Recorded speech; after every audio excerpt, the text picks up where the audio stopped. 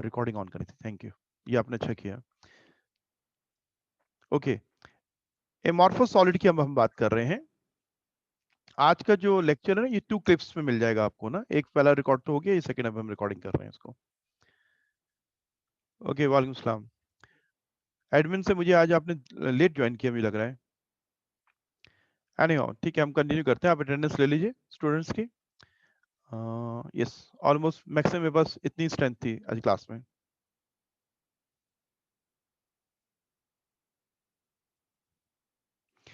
Students आपको मेरी ये जो स्लाइड है ये शेयर हो रही है, नजर आ रही है सबको? जरा ये इसका मैसेज कर दें मुझे। Yes, okay. वैजुरमान को नहीं हो रही, बाकी स्टूडेंट्स को हो रही है। वैजुरमान दोबारा या तो आप मुझे रीज्वाइन करो। ओके, मैं भी अपनी स्क्रीन को दोबारा शेयर करता हूँ आपसे, ठीक है?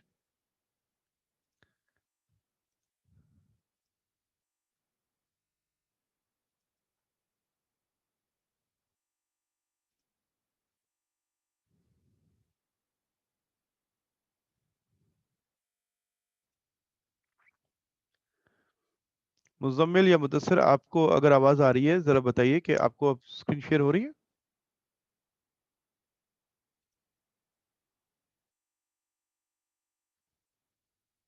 हो रही है, ओके ठीक है, thank you.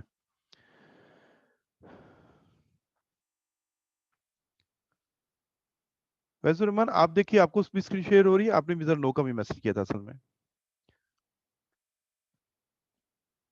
Okay, thank you. Yes, हम बात करें सेकंड टाइप ऑफ सॉलिड्स की, amorphous, mean without geometrical form. इनका डेफिनेट शेप जरूर होगा, लेकिन वो ज्योमेट्रिकल शेप नहीं होगी। इसमें एक बात को ध्यान में रखिएगा, शेप जो है, शेप शेप की हम बात करें, शेप डेफिनेट है, but not a definite geometrical shape. Mean उसका जो अरेंजमेंट होगा वो हाईली ऑर्डर्ड नहीं होगा, वो डिसऑर्डर फॉर्म में होगा। कहीं एटम्स के गैप कम हो जाएंगे, कहीं ज्यादा हो जाएंगे। एमॉर्फस, अब इसकी डेफिनेशन लिखिएगा, solids which do not have a definite geometrical shape। देखो इतने इससे डिफरेंस है। solid having a definite geometrical shape are crystalline, do not have a definite geometrical shape are called amorphous। तो बहुत इजी सा डिफरेंस है, याद रख भी सकते हैं इसको। amorphous के वर्ड की मीनिंग जो हमने कहा कि it's a Greek word which means no geometrical form। solids which do not have a definite geometrical shape are called amorphous। example, rubber, plastic, glass, etc। Window glass जो है ना, glass जो है, इसकी हम बात कर रहे हैं। Glass is a solid having a definite shape, but it's not a definite geometrical shape. उसके अंदर के पार्टिकल्स की मैं बात कर रहा हूं कि उनका जो अरेंजमेंट है वो डिसऑर्डर अरेंजमेंट है। अब एक फिगर देखिएगा बुक में, अगर आपके पास बुक मौजूद है ना, तो बुक में पेज नंबर 60 के बॉटम पे देखिएगा, एक लिखा हुआ है क्रिस्टलाइन क्वार्ट्ज फिगर 2.18, और साथ में दिए फिगर 2.19 एमॉर्फस क्वार्ट्ज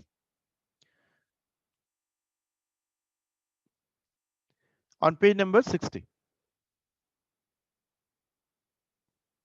देखा आपने? Okay, both are same chemical substances, ठीक है, मीन केमिकल कंपोजिशन, एटम्स जो है वो सेम है दोनों में, लेकिन क्रिस्टलाइन के रिंग्स देखिए, वो सारे के सारे जो हैं वो एक जैसे हैं।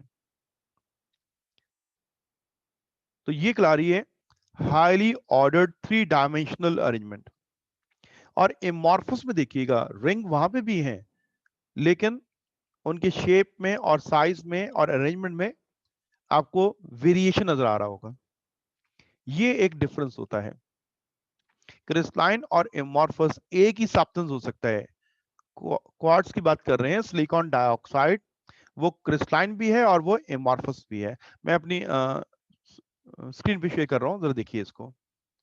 आप देखिए वो चीज मैं यहाँ शेयर कर रहा हूँ। ये जो फर्स्ट जो है ये एमॉर्फस है, नीचे ग्लास लिखा हुआ है।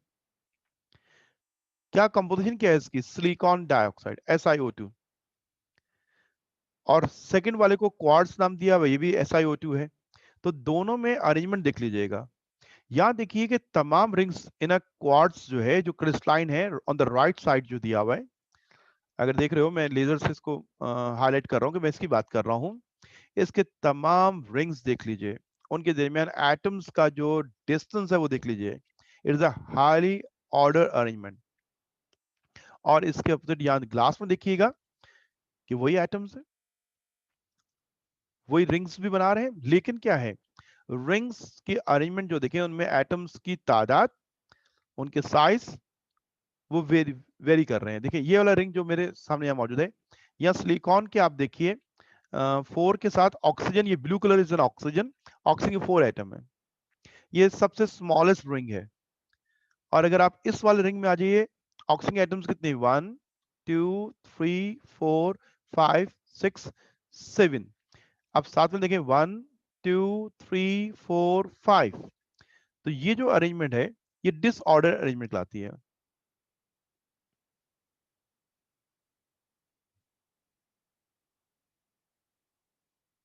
क्वार्ट्स में फॉर्म नहीं हो रहा शेप, ये सवाल क्वेश्चन समझ में नहीं आया मुझे।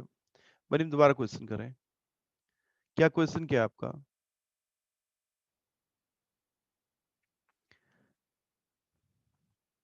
जो स्क्रीन पे फिगर मैंने शो की है, quartz is a crystalline form और glass is a amorphous form.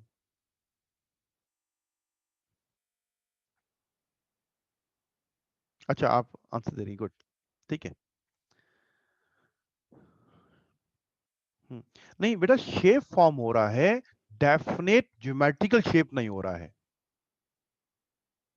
ठीक है, डेफिनेट ज्योमेट्रिकल नहीं हो रहा है, ठीक है। ये बोथ जो फिगर नजर आ रही है ना, इनमें एटम सेम है, तो केमिकली बोथ आर सेम। तो पॉइंट ऑफ द डिफरेंस कहां पे आ रहा है? Both are solids. Point of the difference क्या आ रहा है कि ये जो क्वार्ट्स जो लिखा हुआ है, जो राइट साइड की फिगर है, इसमें तमाम पार्टिकल्स आप देखिए कि वो ऑर्डर अरेंज हुए हैं इन ऑर्डर फॉर्म, उनके डिस्टेंस एक्स एक्सिस पे y और z एक्सिस पे इक्वल है, तो एक डेफिनेट ज्योमेट्रिकल शेप बन रही होगी। और यहां देखिए कि लेफ्ट साइड का जो ग्लास इसको कहा जा रहा है, ये भी क्वार्ट्स है, इट्स एन एमॉर्फस क्वार्ट्स। इसमें क्या है, इसमें एटम्स के अरेंजमेंट जो है वो डिसऑर्डर है, कहीं करीब है, कहीं ज्यादा है, कहीं दूर है, कहीं स्मॉल रिंग है, कहीं बिग रिंग है। तो इससे कोई आप एक डेफिनेट ज्योमेट्री नहीं बना सकते, ज्योमेट्रिकल शेप। ज्योमेट्रिकल शेप जैसे क्यूबिक होती है, हेक्सागोनल होती है, टेट्रागोनल होती है, मोनोक्लिनिक होती है, कि उसमें लेंथ ऑफ द एजेस और एंगल बिटवीन एजेस वो डेफिनेट होते हैं। वो इसलिए होते हैं कि पार्टिकल्स की अगर अरेंजमेंट जो है वो ऑर्डर अरेंजमेंट हो। तो इन दोनों में देख लीजिए कि आप इन तमाम रिंग्स को देख लीजिए, वो एक ही साइज के और शेप के हैं, तो इसकी एक पर्टिकुलर ज्योमेट्रिकल शेप बन सकती है पूरे क्रिस्टलाइन सॉलिड की। यहां आप कैसे कर सकते हैं ज्योमेट्रिकल शेप? ये 4 एटम्स का रिंग है, ये 7 का है, ये 5 का है, तो इन तमाम की अरेंजमेंट से कोई एक डेफिनेट ज्योमेट्रिकल शेप बनकर हमारे सामने नहीं आ सकती। तो इसलिए ये एमॉर्फस फॉर्म है और ये कौन सी है? क्रिस्टलाइन है। तो यहाँ पॉइंट ऑफ द डिफरेंस क्या है कि ये डिसऑर्डर अरेंजमेंट है और ये कौन सी है? Order arrangement. तो जिन प्रॉपर्टीज में दोनों में डिफरेंस होगा उसका कॉज यही होगा, due to order arrangement of particles crystalline solid की ये पर्टिकुलर प्रॉपर्टीज होंगी, और एमॉर्फस की जो प्रॉपर्टीज हम डिस्कस करेंगे उसकी कॉज क्या होगी? Due to the disorder arrangement of particles. Okay, अब हम आगे आते हैं। ये तो डेफिनेशन हो गई और डिफरेंस हमने फिगर में देख लिया। जो हमने कॉज बताया था, देखिए हमने यहाँ देखिए डेफिनेशन में क्या बात की है, क्रिस्टलाइन सॉलिड्स क्या है? Having a well developed geometrical shape. ये जो क्रिस्टल जो हमें नजर आ रहा होता है, उसकी ज्योमेट्रिकल शेप का बनना उसके अंदर पाए जाने वाले पार्टिकल्स की अरेंजमेंट पे बेस कर रहा होता है, कि वो क्या होते हैं? हाईली ऑर्डर्ड 3 डायमेंशनल अरेंजमेंट कर रहे होते हैं। But in case of amorphous, particles are in the form of disorder formation. Amorphous को हम ग्लास भी कहते हैं, एमॉर्फस को हम सुपर कूल लिक्विड भी कहते हैं, क्योंकि एमॉर्फस सॉलिड के अंदर अरेंजमेंट ऑफ पार्टिकल्स वैसे ही होता है रैंडम, जैसे लिक्विड के अंदर होता है। एक लिक्विड में पार्टिकल्स की अरेंजमेंट जो है वो फिक्स नहीं होती है, रैंडमली अरेंज होते हैं। अगर मैं उनको वहीं सॉलिडिफाई कर दूं, वहीं उनको फ्रीज कर दूं, तो वही अरेंजमेंट जब सॉलिड के अंदर नजर आएगी तो वो बन जाएगा एमॉर्फस सॉलिड। इसलिए amorphous solid are also called super cold liquids. Okay, अब हम बात करते हैं, ये हमारा सवाल है, वो तो डेफिनेशन थी, define crystalline solid, define amorphous solid. अब ये एक मेन क्वेश्चन है, differentiate between crystalline and amorphous solid. Not come to the page number 61. The difference between crystalline and amorphous solids. आप देखिए वो कॉलम दिया हुआ है, ठीक है। मैं एक एक प्रॉपर्टी को डिफाइन करूंगा, फिर बुक से आप साथ साथ रीड करेंगे और यूं हम टॉपिक को कवर करेंगे। ये आज हमारा मेन एक क्वेश्चन है जिसको हमें आज समझना है, differentiate between crystalline and amorphous solids. और नोटबुक के अंदर कॉलम बना लीजिए, क्रिस्टलाइन का और एमॉर्फस का एक मतलब कॉलम बना लें। कॉलम के लेफ्ट में लिखें क्रिस्टलाइन सॉलिड, राइट में लिखें एमॉर्फस सॉलिड्स, और अब इनके दरमियान हम डिफरेंशिएट करेंगे। किन पॉइंट्स पे करेंगे? तो ये 5 प्रॉपर्टीज हैं जिनकी बेस पे करेंगे। फर्स्ट वन डेफिनेशन में डिस्कस हुई थी, हमने ज्योमेट्री की बात की थी। फर्स्ट प्रॉपर्टी क्या है? ज्योमेट्रिकल शेप की हम बात करें, ज्योमेट्री। डेफिनेशन डिफाइन हमने इसी प्रॉपर्टी पे किया है, क्रिस्टलाइन को और एमॉर्फस को। पहले क्रिस्टलाइन की बात करते हैं। Crystalline solids, on the basis of geometry, they have a definite geometrical shape, while amorphous, they do not have a definite geometrical shape. इनकी एक definite geometry होती है, geometrical shapes आगे हम नाम पढ़ेंगे ना कि geometrical shapes कौन सी हैं। क्यूब या क्यूबिक हम बात करते हैं, हेक्सागोनल,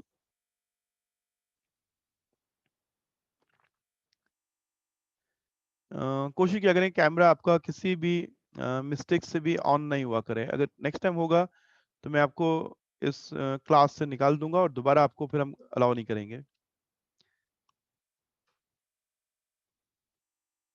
ये एसओपीज हैं जिनको 100% फॉलो करना है, कि आपको अवेयरनेस होनी चाहिए कि आपका हाथ कंट्रोल में हो और गैर जरूरी आपका कैमरा ऑन नहीं हो रहा हो किसी वजह से। Thank you. ओके, फर्स्ट जो डिफरेंस है on the basis of geometry, crystalline solids have a definite geometrical shape and amorphous solids they do not have a definite geometrical shape. यहाँ बुक में एक जगह थोड़ी सी मिस्टेक है, जरा हाईलाइट करोगे, जरा पढ़ के बताओ मुझे। क्रिस्टाइन सॉलिड में पढ़िए और फिर एमॉर्फस सॉलिड के कॉलम में पढ़िए ज्योमेट्री के बारे में।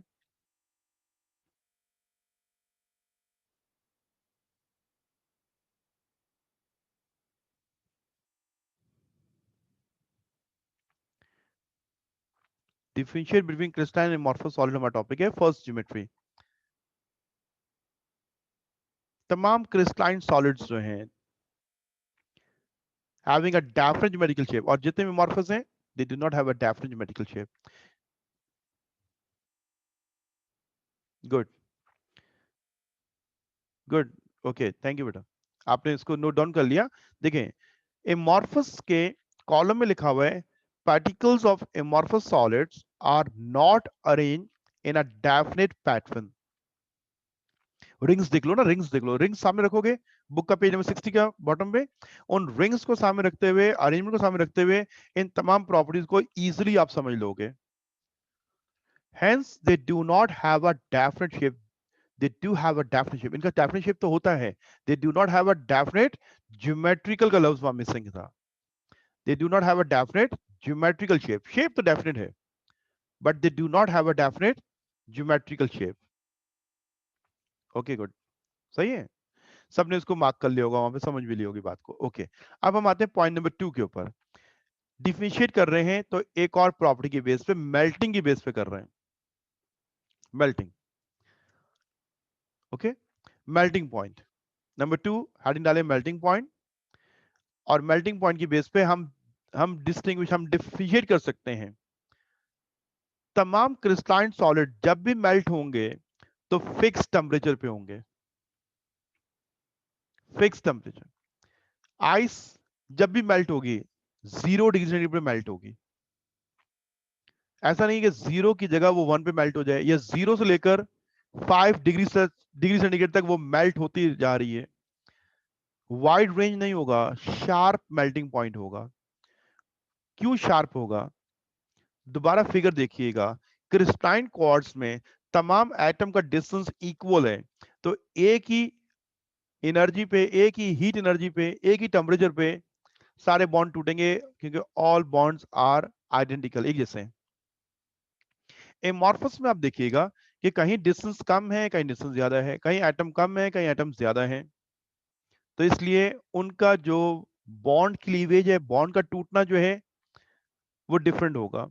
बाज़ जगह बॉन्ड टूटेगा डिस्टेंस ज्यादा होगी वजह से, और करीब होने से नहीं टूट रहा होगा। कुछ पार्ट मेल्ट होने की कोशिश कर रहा है, कुछ पार्ट मेल्ट नहीं हुआ है, तो वो क्या होगा? सॉफ्ट हो रहा होगा बिफोर मेल्टिंग। सॉलिड में ये चीज नहीं होती है। सॉलिड जो है कंप्लीटली कन्वर्ट हो रहा होता है liquid at a fix temperature, क्योंकि उनके तमाम एटम्स का अरेंजमेंट ऑर्डर होता है। ओके, हम कह रहे हैं Christine solids on the base of melting point melt at a fix temperature.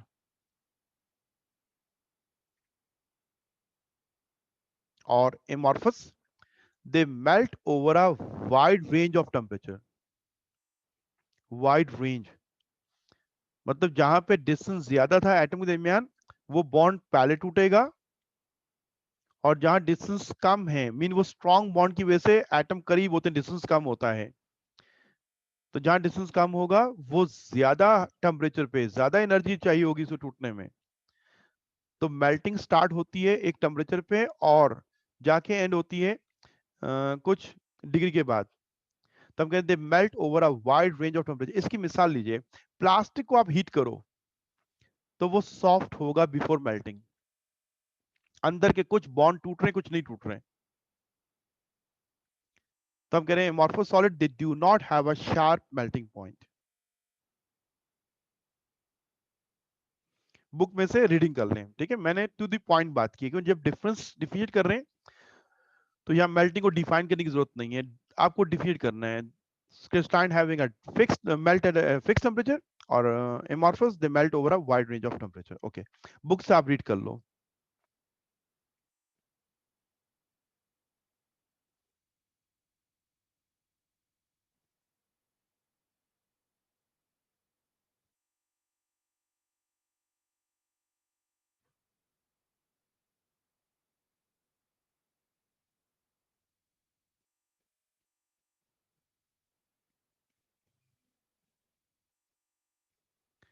Okay, cause क्या है इसके अंदर? कॉज वही है, due to order arrangement uniform distance है, तो एक ही टेम्परेचर पे सारे बॉन्ड टूटेंगे क्योंकि वो इक्वल है। और वहां हम कह रहे हैं कि इंटरमॉलिक्यूलर फोर्स वेरी करती है फ्रॉम प्लेस टू प्लेस, इसलिए वहां पे मेल्टिंग पॉइंट शार्प नहीं होगा। अब आते हैं थर्ड पॉइंट के ऊपर, cleavage. What is the cleavage? Book में हाईलाइट कीजिएगा क्लीवेज वाले कॉलम के अंदर, the breakage of big crystal into smaller crystals of identical shape is called cleavage। ये अलग से टर्म डिफाइन करने के लिए आती है। तो इस टॉपिक के अंदर बुक में तो डायरेक्ट टॉपिक में इसको डिफाइन किया गया है, लेकिन जब ये सवाल होगा तो यहाँ डेफिनेशन रिक्वायर्ड नहीं होगी, या क्लीवेज पाया जाता है या नहीं पाया जाता है, ये बात होगी।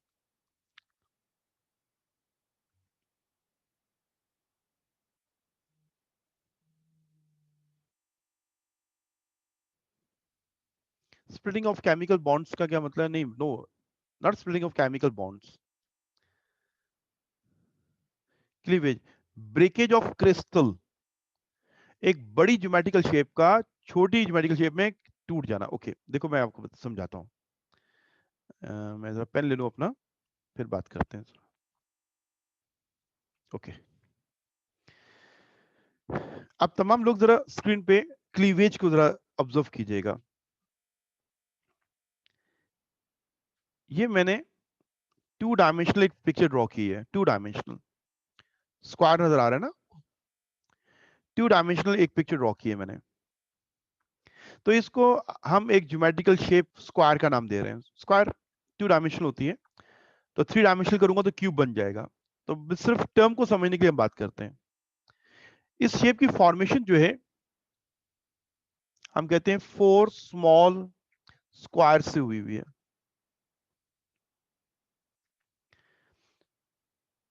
तो जब मैं इसको ब्रेकअप करूंगा इस बिग स्क्वायर को, तो इसमें से एक ये स्मॉल स्क्वायर बनेगा। आप इन दोनों में जरा डिफरेंस करें, क्या है? शेप नहीं है, बोथ आर स्क्वायर्स। क्लीवेज के रिजल्ट में साइज चेंज होता है, शेप चेंज नहीं होती है।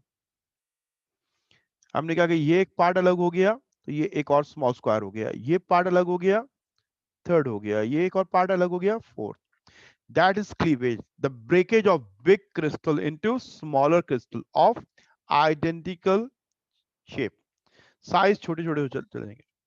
अब ये जो स्मॉल क्रिस्टल बना, ये फर्दर क्लीवेज करेगा और स्मॉल के अंदर, फिर ये क्लीवेज करेगा और स्मॉल के अंदर।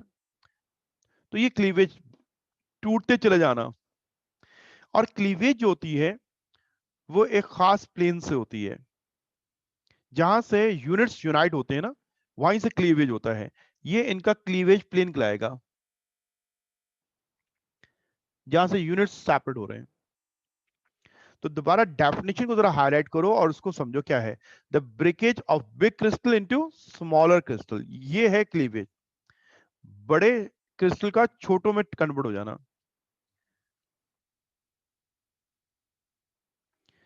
अब क्रिस्टल हमें नजर आ रहा होता है ना, वेल डेवलप होता है, नजर आ रहा होता है। हम जब उसको ब्रेकअप करते हैं तो वो स्मॉल क्रिस्टल में ब्रेकअप होता है।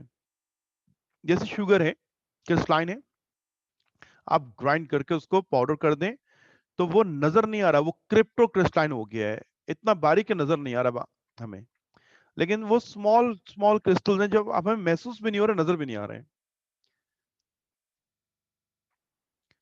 तो बड़े क्रिस्टल का छोटे क्रिस्टल में टूट जाना, दैट इज कॉल्ड क्लीवेज। और जिस प्लेन से, जिस डायमेंशन से वो ब्रेकअप सेपरेट होते हैं, उसको क्लीवेज प्लेन कहते हैं। हम यहाँ पे क्लीवेज को डिफाइन कर लिया, ये तो डेफिनेशन हो गई। अब डिफरेंशिएट करना है कि क्रिस्टलाइन का क्लीवेज कैसा है, एमॉर्फस का कैसा है। Cleavage is a property of the crystalline solid, ये इनमें पाई जाती है, एमॉर्फस में नहीं होती है। मैं इधर थोड़ा सा बैक पे जाऊंगा, ठीक है। अब ये देखिएगा कि ये जो फिगर थी ना, अगर इस क्वार्ट्ज के रिंग सारे सेपरेट करूं तो all rings are identical in shape. ऐसा है ना, ये देखिए ये रिंग है। अगर मैं सेपरेट करूंगा तो ये सारे रिंग्स जो हैं वो एक ही शक्ल के बनेंगे। और यहां देखिए डिसऑर्डर अरेंजमेंट की वजह से, ये एक छोटा रिंग है, ये एक बड़ा रिंग है, तो आइडेंटिकल शेप्स नहीं आ रही होंगी। तो ये हम बात कर रहे हैं यहाँ पे, ठीक है, क्लीवेज की। Cleavage is a property of the crystalline solid due to the highly ordered arrangement of particles. और amorphous में cleavage is absent. Cleavage का property amorphous में नहीं होता है। तो cleavage के बारे में लिखिएगा, in a crystalline solid cleavage is present in a crystalline solid. इसको रीड करोगे बुक में से, इसकी लर्निंग करोगे नोट्स में से, लेकिन अभी क्लास के लेक्चर को भी आप नोट डाउन कर रहे हैं। Cleavage is present in a crystalline solid. Amorphous, cleavage is absent. What is the cleavage? The breakage of big crystal into smaller crystals. इस ब्रेकेज के रिजल्ट में जो ना, जब वो ब्रेक होते हैं तो वो उनकी जो एजेस होती है ना, वो बहुत स्मूथ होती हैं, फ्लैट होती हैं। अब सोडियम क्लोराइड का क्रिस्टल है NaCl का, उसका क्लीवेज एक मैं एनिमेशन में शो करता हूं, जरा देखिएगा उसको। यहाँ पे एक the breakage of big crystal into smaller crystal of identical shape is called cleavage, ये वो डेफिनेशन है जो यहाँ पे मैंने शो की है। मुझे एनिमेशन को डिफरेंट से जरा प्ले करना होगा,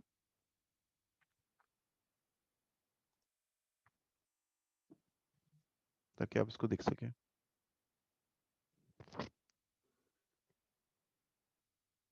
तब हम लोग इसको ऑब्जर्व करें, देख रहे हैं।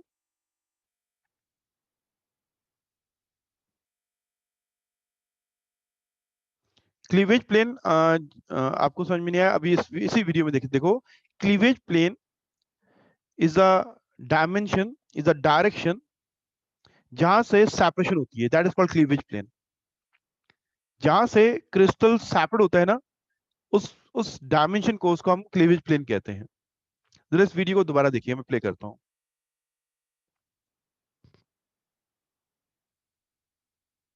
सॉरी, एक और वीडियो हो गया था ये, इसकी हम बात कर रहे हैं। इसमें ये NaCl का क्रिस्टल, मैंने इसको रोक दिया। सोडियम क्लोराइड का ये क्रिस्टल है, ठीक है। अब हम इसको ब्रेक करते हैं तो एक स्मॉल पीस बनेगा इसका। जिस डायमेंशन से ये सेपरेट होगा उसको प्लेन कहते हैं, उसको क्लीवेज प्लेन कहते हैं, जहां से ये अलग होते हैं क्रिस्टल।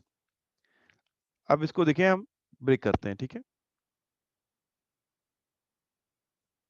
ये स्मॉल क्रिस्टल बन गया इसका, ये वो बिग क्रिस्टल था और ये उसका स्मॉल पीस आ गया, ठीक है। जैसे इसके आप देखिए प्लेन स्मूथ थे, तो यहाँ क्लीवेज के रिजल्ट में इसका प्लेन भी क्या है, स्मूथ है। ये कहलाता है क्लीवेज। ओके, हम टॉपिक पे आते हैं। Cleavage is present crystalline solid, cleavage is absent in amorphous solid. मैंने कहा कि ये एक बिग क्रिस्टल है और ये 4 यूनिट से मिलकर बना हुआ है। तो इसको जब मैं ब्रेकअप करता हूं 2 हाफ के अंदर, तो ये इसका फर्स्ट हाफ बन गया और ये इसका सेकेंड हाफ बन गया। तो ये जो सेपरेशन हुई है, ये जो प्लेन है, इसको हम कहते हैं क्लीवेज प्लेन,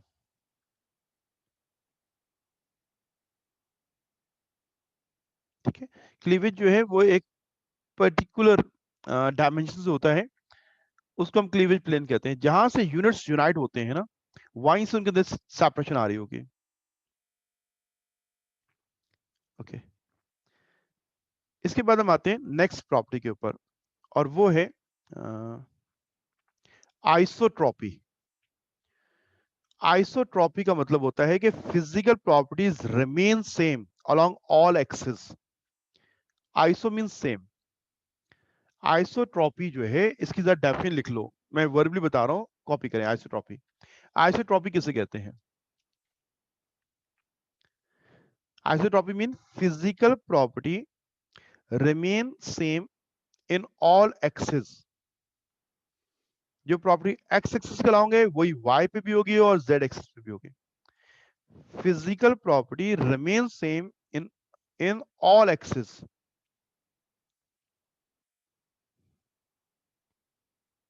लिख दूं मैं इसको, देखें। Physical property remain same in all axes, x-axis, y-axis and z-axis।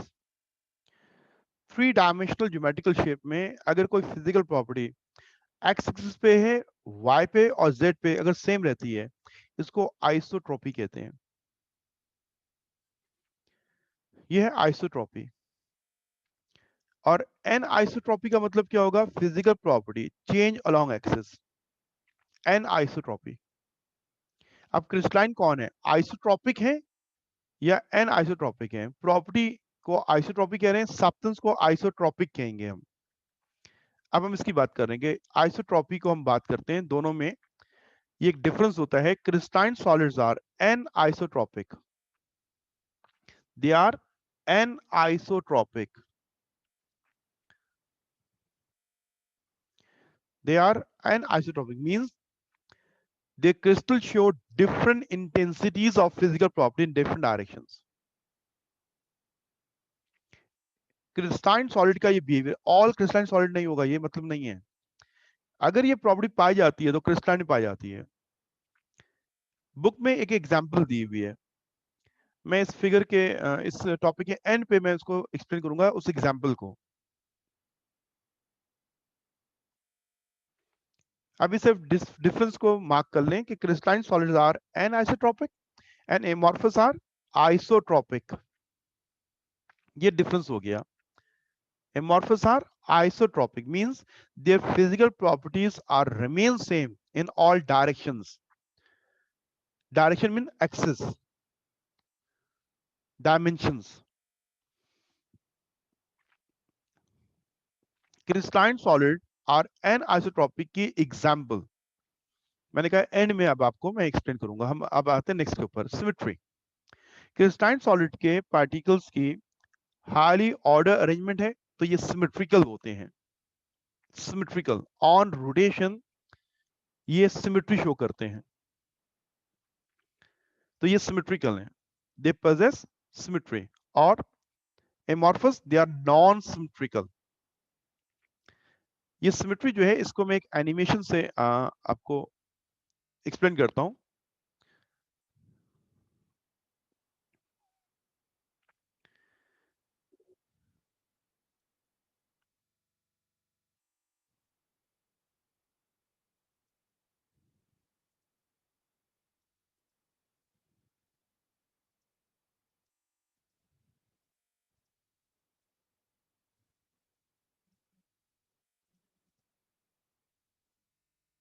Okay,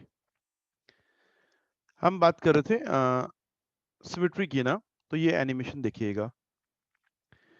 ये सोडियम क्लोराइड की आप एग्जांपल ले सकते हैं। ये एक ज्योमेट्रिकल शेप जो है क्यूबिक है। ऑन रोटेशन आप देखिए तमाम फेस आपको एक जैसे नजर आ रहे होंगे। किसी भी कॉर्नर के एटम को देखिए, अगर वो चेंज होता है तो नेक्स्ट भी वही कॉर्नर पे एटम नजर आ रहा होगा। आप इसको मैं जो मार्क कर रहा हूं, ये जो यहाँ पे नजर आया आपको, हर फेस के अंदर मिडिल में नजर आ रहा होगा आपको।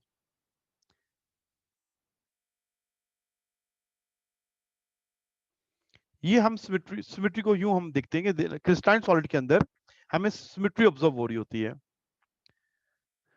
When crystalline solids are rotate about an axis, their appearance does not change. They possess symmetry. ये बुक की जो वर्डिंग मैंने रीड की है वो आपको इस एनिमेशन के अंदर वाज़ेह तौर पर नजर आ रही है, और हमने एक ज्योमेट्रिकल शेप क्यूब को एज एन एग्जांपल लिया है यहाँ पे।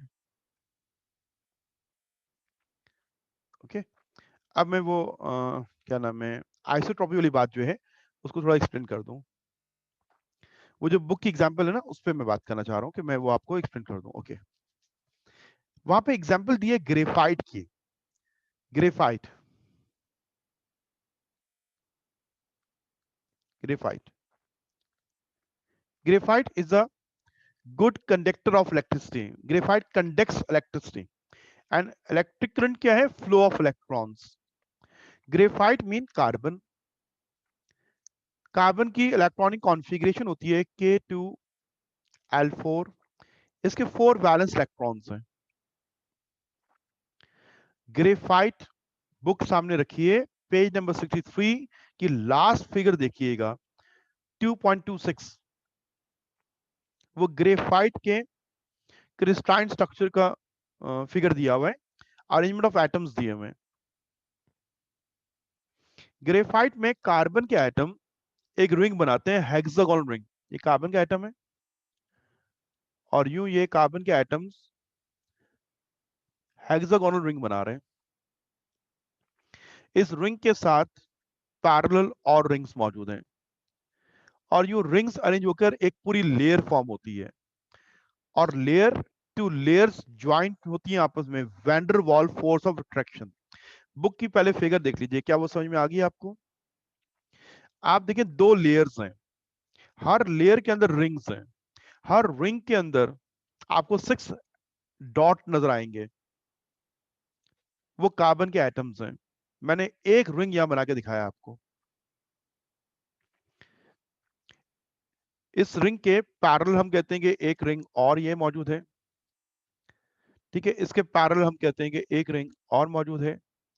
तो ये रिंग्स बनते हैं और रिंग्स ज्वाइंट होते हैं और एक पूरी लेयर फॉर्म हो जाती है।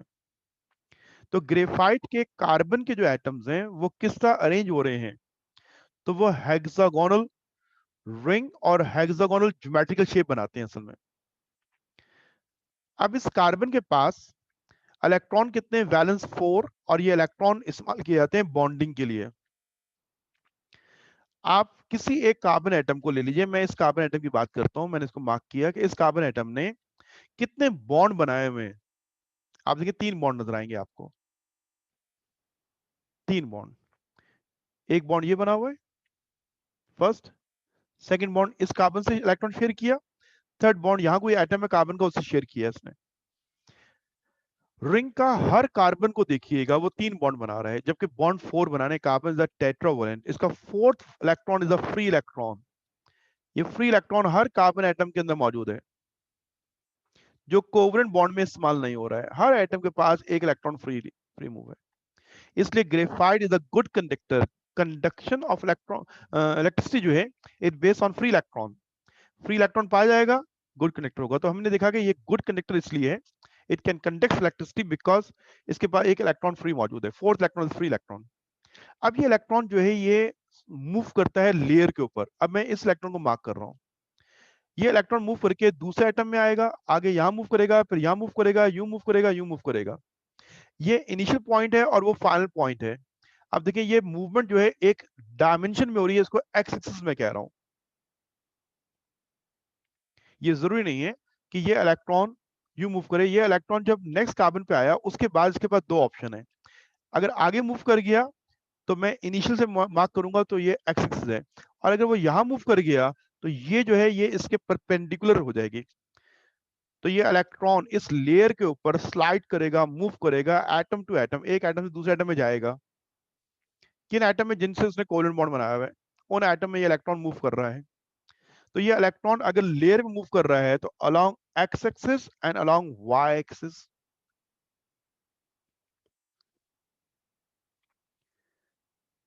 तो ये 2 डायमेंशन में तो इलेक्ट्रॉन की मूवमेंट हो रही है। So graphite conduct electricity along X axis and Y axis. अब एक डायमेंशन रह गया, कौन सा, जेड। तो इस लेयर का जो कार्बन का एटम है, ये कार्बन का एटम है, अगर आप देखिए तो ये बॉटम लेयर के साथ वेंडर वॉल फोर्स बना रहा है, कोवलेंट बॉन्ड नहीं बना रहा है।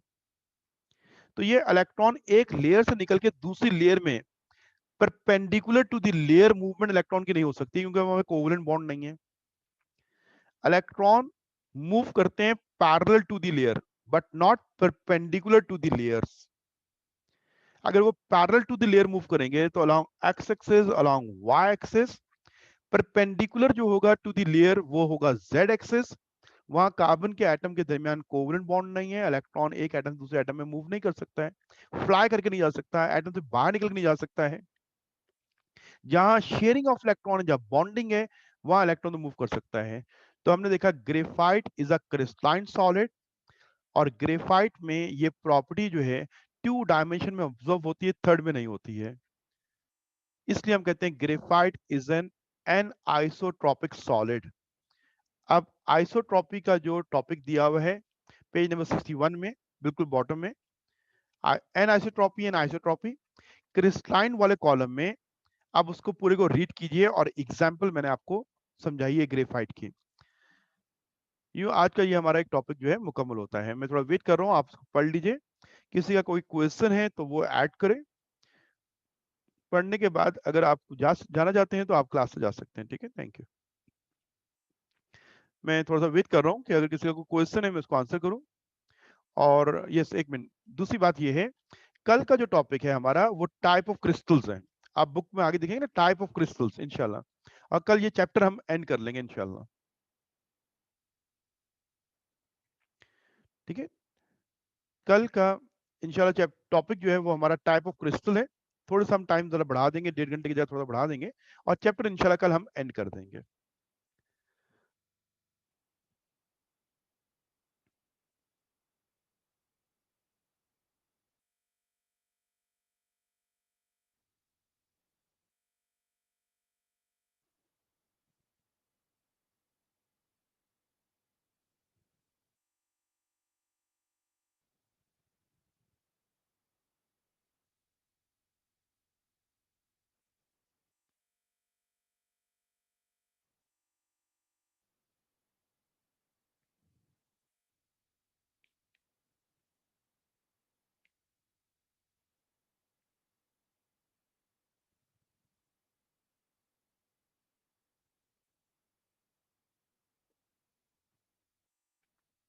डिफरेंट स्लाइड यस मैं शेयर करता हूँ, एक मिनट।